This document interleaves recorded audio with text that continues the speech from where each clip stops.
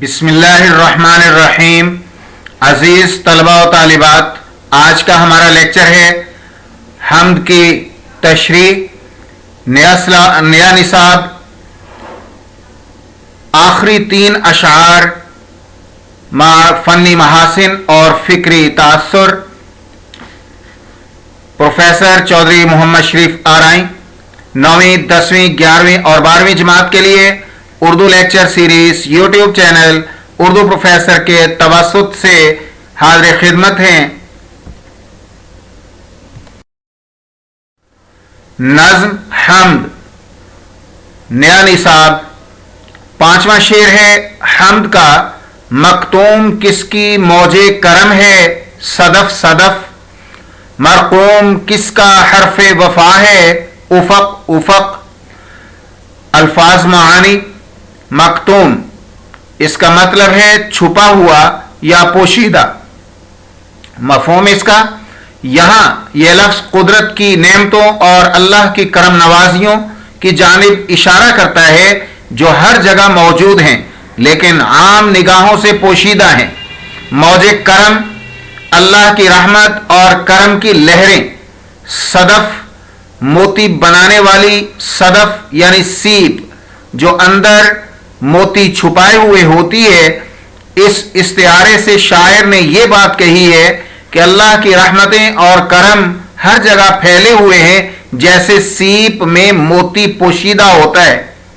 مرقوم لکھا ہوا، حرف وفا، وفا کا حرف یعنی محبت اور اخلاص کی علامت۔ افق آسمان کا کنارہ۔ شعر نمبر 5 کی تشریح: مکتوم کا مطلب ہے چھپا ہوا یا پوشیدہ۔ یہاں یہ لفظ قدرت کی نعمتوں اور اللہ کی کرم نوازیوں کی جانب اشارہ کرتا ہے جو ہر جگہ موجود ہیں لیکن عام نگاہوں سے پوشیدہ ہیں۔ موج کرم اللہ کی رحمت اور کرم کی لہریں ہیں۔ صدف یعنی سیپ جو اندر موتی چھپائے ہوئے ہوتی ہے۔ اس استعارے سے شاعر نے یہ بات کہی ہے کہ اللہ کی رحمتیں اور کرم ہر جگہ پھیلے ہوئے ہیں جیسے سیپ میں موتی پوشیدہ ہوتا ہے۔ شاعر کہتے ہیں حقیقت ازلی ہے مقام شبیری، بدلتے رہتے ہیں انداز کوفی و شامی۔ حق اور سچائی ہمیشہ قائم رہتی ہے جبکہ دنیا کے حالات اور واقعات بدلتے رہتے ہیں۔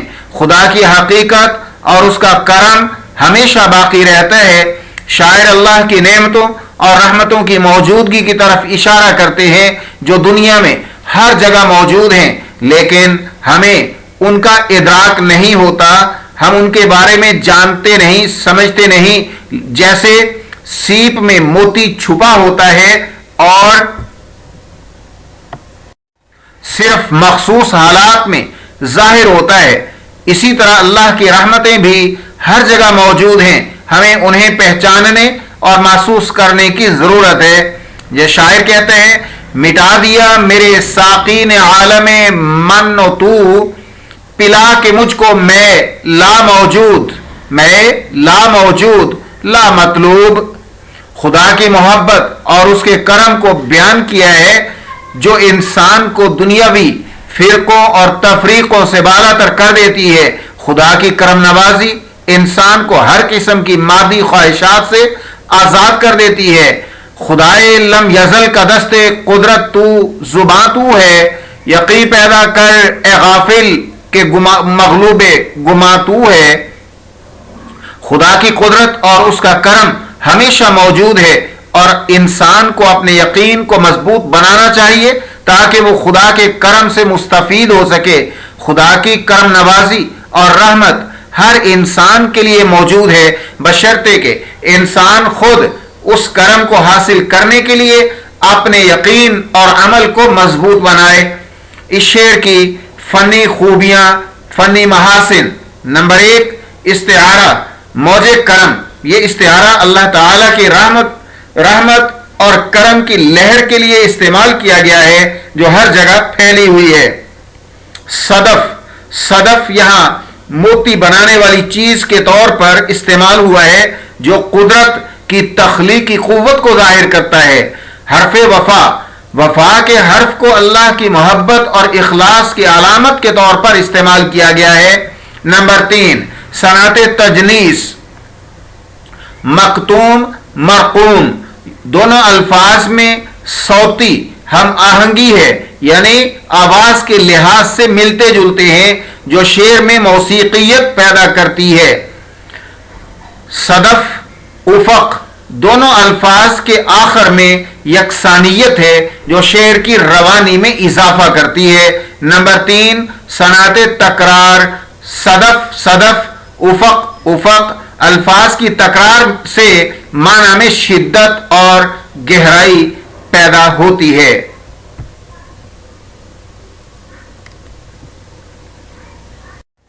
نمبر 4، تشبیہ، موج کرم کو صدف سے تشبیہ دی گئی ہے، جو کرم کی لہر کو پوشیدہ مگر قیمتی دکھاتا ہے۔ نمبر 5، مرقوم کس کا حرف وفا ہے؟ افق افق، یہاں مبالغہ، صنعت مبالغہ کا استعمال کیا۔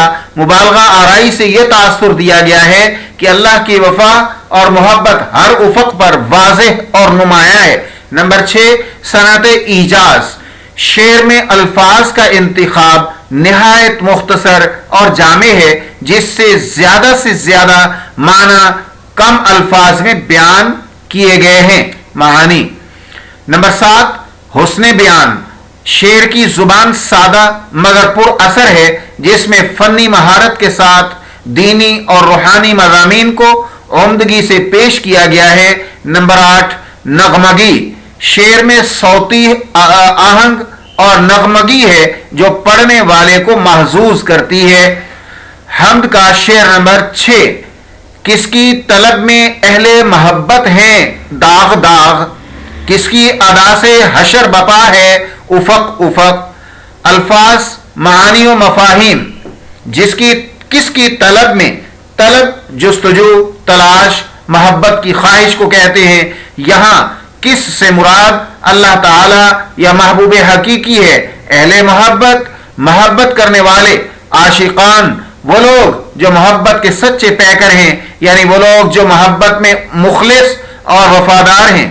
داغ داغ، زخمی، غمگین، دل شکستہ، اس سے مراد وہ تکلیفیں اور مشکلات ہیں جو وفادار لوگ اپنے محبوب کی تلاش میں جھیلتے ہیں۔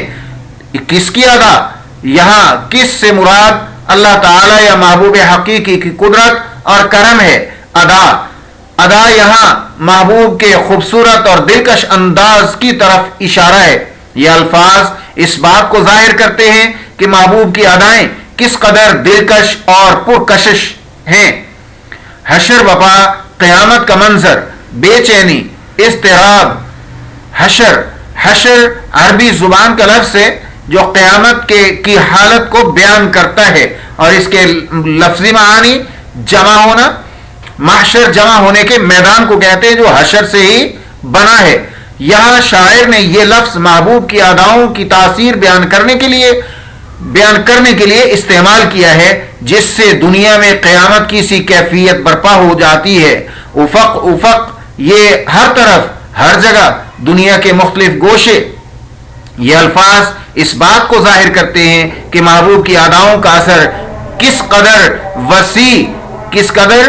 وسیع اور ہر جانب پھیلا ہوا ہے۔ اس شعر کی تشریح حفیظ طائب کے اس شعر کی تشریح مختلف زاویوں سے کی جا سکتی ہے، جن میں فنی، معنوی اور فکری پہلو شامل ہیں۔ اس شعر میں اللہ کی قدرت، رحمت اور محبت کو نہایت خوبصورتی سے بیان کیا گیا ہے۔ شاعر نے محبت کی شدت اور اس کے نتیجے میں ہونے والی تکالیف کو بیان کیا ہے۔ طلب، محبت کی جستجو اور تلاش کو ظاہر کرتا ہے۔ اہل محبت سے مراد وہ لوگ ہیں جو محبت میں سچے اور مخلص ہیں۔ یہ وہ لوگ ہیں جو اپنے محبوب کی محبت میں ہر قسم کی تکالیف اور مشکلات برداشت کرنے کے لیے تیار رہتے ہیں۔ داغ سے مراد وہ زخم اور نشانات ہیں جو محبت کی راہ میں حاصل ہوتے ہیں۔ یہ لفظ محبت کی شدت اور اس کی تکلیف کو ظاہر کرتا ہے۔ جب محبت میں جستجو کرنے والے محبت کو پانے کی کوشش کرتے ہیں تو انہیں مختلف رکاوٹوں اور مشکلات کا سامنا کرنا پڑتا ہے، جس کی وجہ سے ان کا دل داغ ہو جاتا ہے۔ دل ہی تو ہے، نہ سنگ و خشت درد سے بھر نہ آئے کیوں، روئیں گے ہم ہزار بار کوئی ہمیں ستائے کیوں۔ شاعر نے محبوب کی دلکشی اور اس کے اثرات کو بیان کیا ہے۔ ادا اور حشر بپا۔ ادا محبوب کے دلکش اور خوبصورت انداز کو ظاہر کرتا ہے۔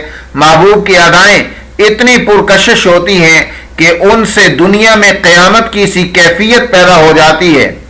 حشر بپا کا مطلب ہے کہ ان اداؤں سے ہر طرف ہنگامہ اور شور و غل برپا ہو جاتا ہے۔ گلوں میں رنگ بھرے بادے نو بہار چلے، گلوں میں رنگ بھرے بادے نو بہار چلے، چلے بھی آؤ کہ گلشن کا کاروبار چلے، افق سے مراد ہر سمت ہے۔ یہ الفاظ ظاہر کرتے ہیں کہ محبوب کی اداؤں کا اثر صرف ایک جگہ تک محدود نہیں بلکہ ہر سمت، ہر طرف، دنیا کے مختلف گوشوں تک پھیلا ہوا ہے۔ سنا ہے لوگ اسے آنکھ بھر کے دیکھتے ہیں، سو اس کے شہر میں کچھ دن ٹھہر کے دیکھتے ہیں۔ نظم کے شعر کے فنی محاسن، مصروں کی ترتیب اور توازن۔ دونوں مصروں میں الفاظ کی ترتیب اور توازن بہترین ہے۔ کس کی طلب اور کس کی ادا کی متوازی ترتیب سے شعر میں ایک قدرتی روانی اور ہم آہنگی پیدا ہوتی ہے۔ نمبر 2، ردیف اور قافیہ۔ اس شعر میں ردیف، داغ اور افق کا استعمال کیا گیا ہے۔ یہ ردیفیں شعر کی صوتی حسن کو بڑھاتی ہیں اور قاری کے ذہن میں نقش ہو جاتی ہیں۔ نمبر 3، تشبیہات اور استعارات۔ شاعر نے داغ اور حشر بپا جیسے استعارات استعمال کیے ہیں جو محبت کی شدت اور اثرات کو نہایت خوبصورتی سے بیان کرتے ہیں۔ نمبر 4، لفظوں کا انتخاب۔ شاعر نے جو الفاظ چنے ہیں وہ بہت عمدہ اور معنی خیز ہیں۔ طلب، اہل محبت، داغ، ادا، حشر بپا اور افق جیسے الفاظ شعر کی فنی خوبصورتی میں اضافہ کرتے ہیں۔ نمبر 5، آہنگ اور موسیقیت۔ شعر کی موسیقیت اور آہنگ کاری کو متوجہ کرتی ہے۔ مصروں کی صوتی ہم آہنگی اور الفاظ کی روانی سے آنا، الفاظ کاروانی سے آنا شعر کو سننے میں خوبصورت بناتا ہے۔ فکری تاثر۔ نمبر 1، محبت اور وفاداری۔ شعر میں محبت اور وفاداری کی عظمت کو بیان کیا گیا ہے۔ اہل محبت کی حالت کو بیان کرتے ہوئے شاعر نے دکھایا ہے کہ وہ کس شدت سے اپنے محبوب کی تلاش میں ہے اور اس محبت میں کس قدر تکالیف برداشت کر رہے ہیں۔ نمبر 2، محبوب کی طاقت۔ دوسرے مصرع میں شاعر نے محبوب کی اداؤں کی طاقت کو بیان کیا ہے جو ہر سمت قیامت کی سی کیفیت برپا کرتی ہے۔ یہ اس بات کا اظہار ہے کہ محبوب کی موجودگی یا عدم موجودگی کس قدر اثر رکھتی ہے۔ نمبر 3، جدائی اور قربانی۔ شعر میں جدائی کی تکلیف اور وفادار لوگوں کی قربانی کو بیان کیا گیا ہے۔ داغ سے یہ بات واضح ہوتی ہے کہ محبت کی راہ میں مشکلات اور تکالیف ناگزیر ہیں۔ نمبر 4، حسین اور مہلک۔ شعر میں محبت کی اداؤں کی حسین اور مہلک تاثیر کو ایک ساتھ پیش کیا گیا ہے۔ یہ دوہرے پہلو محبت کی پیچیدگی اور اس کے مختلف رنگوں کی عکاسی کرتے ہیں۔ نمبر 5، کائناتی وسعت۔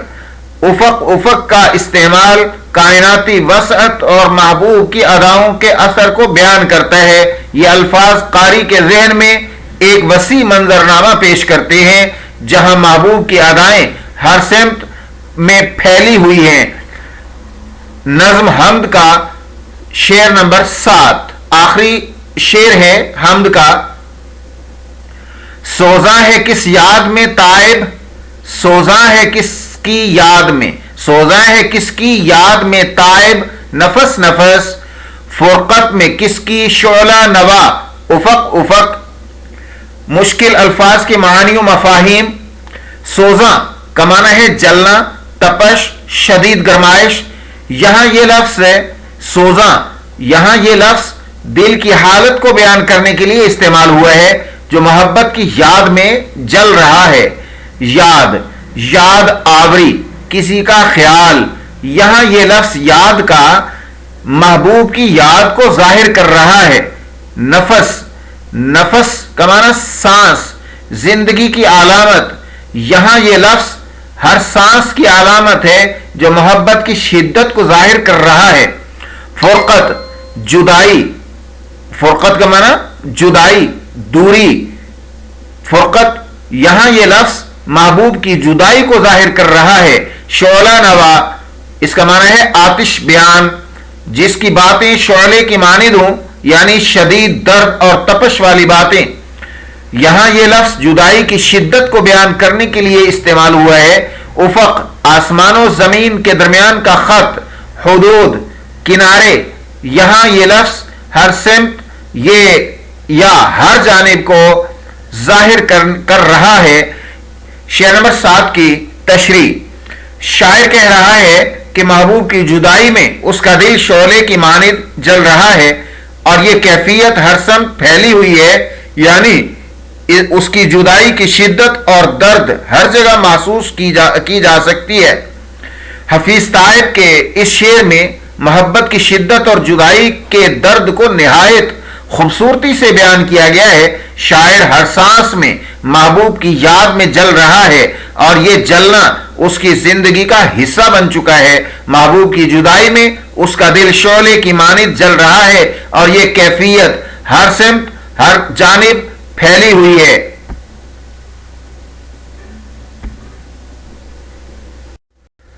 ابتدائے عشق ہے روتا ہے کیا، آگے آگے دیکھیے ہوتا ہے کیا۔ شعر کی فنی خوبصورتی اور فکری گہرائی قاری کو محبت کی شدت اور جدائی کے درد کی عکاسی کرتی ہے۔ شاعر اپنے پروردگار کی حقیقی محبت میں جلا جا رہا ہے کہ کب اس کی اپنے محبوب حقیقی سے ملاقات ہوگی، جیسا کہ حضرت موسیٰ علیہ السلام رب تعالیٰ کے دیدار کے لیے بے چین تھے اور بے قرار تھے اور دیدار کی دعائیں کرتے تھے۔ بالآخر اللہ تعالیٰ نے آپ کو کوہ طور پر 40 راتوں کے لیے بلایا اور ایک رات اپنے نور کی تجلی کا اظہار کیا تو موسیٰ علیہ السلام بے ہوش ہو گئے۔ حضرت محمد صلی اللہ علیہ وسلم کو اللہ تعالیٰ نے اپنے محبوب کو اپنے پاس بلا کر اپنا دیدار کرایا۔ شعر نمبر 7 حمد کا، اس کے فنی محاسن۔ نمبر 1، مصروں کی ترتیب اور توازن۔ دونوں مصروں میں الفاظ کی ترتیب اور توازن بہترین ہے۔ کس کی یاد اور کس کی فرقت کی متوازی ترتیب سے شعر میں ایک قدرتی روانی اور ہم آہنگی پیدا ہوتی ہے۔ نمبر 2، تشبیہات اور استعارات۔ شاعر نے سوزاں، نفس نفس، شعلہ نوا اور افق افق جیسے استعارات استعمال کیے ہیں جو محبت کی شدت اور جدائی کے اثرات کو نہایت خوبصورتی سے بیان کرتے ہیں۔ اب صنعت تکرار بھی ہے۔ افق افق، نفس نفس، ریپیٹیشن ہے، ایک ہی لفظ کی دہرائی ہے۔ آہنگ نمبر 3، آہنگ اور موسیقیت۔ شعر کی موسیقیت اور آہنگ قاری کو متوجہ کرتی ہے۔ مصروں کی صوتی ہم آہنگی اور الفاظ کا روانی سے آنا شعر کو سننے میں خوبصورت بناتا ہے۔ فکری تاثر۔ نمبر 1، محبت اور جدائی۔ شعر میں محبت اور جدائی کی شدت کو بیان کیا گیا ہے۔ سوزاں اور فرقت کے الفاظ قاری کے دل میں محبت کی شدت اور جدائی کی تکلیف کی تصویر کشی کرتے ہیں۔ نمبر 2، دل کی حالت۔ شاعر نے اپنے دل کی حالت کو نہایت خوبصورتی سے بیان کیا ہے. نفس نفس اور شعلہ نوا کے الفاظ اس کی تکلیف اور درد کو ظاہر کرتے ہیں. نمبر 3 کائناتی وسعت. افق کا استعمال کائناتی وسعت اور جدائی کی شدت کے اثرات کو بیان کرتا ہے. عزیز طلبہ و طالبات، اپنی قیمتی رائے کا اظہار اردو پروفیسر یوٹیوب چینل پر لیکچرز کے حوالے سے ضرور کیجئے. نیز چینل کو سبسکرائب، لائک اور شیئر ضرور کریں. شکریہ.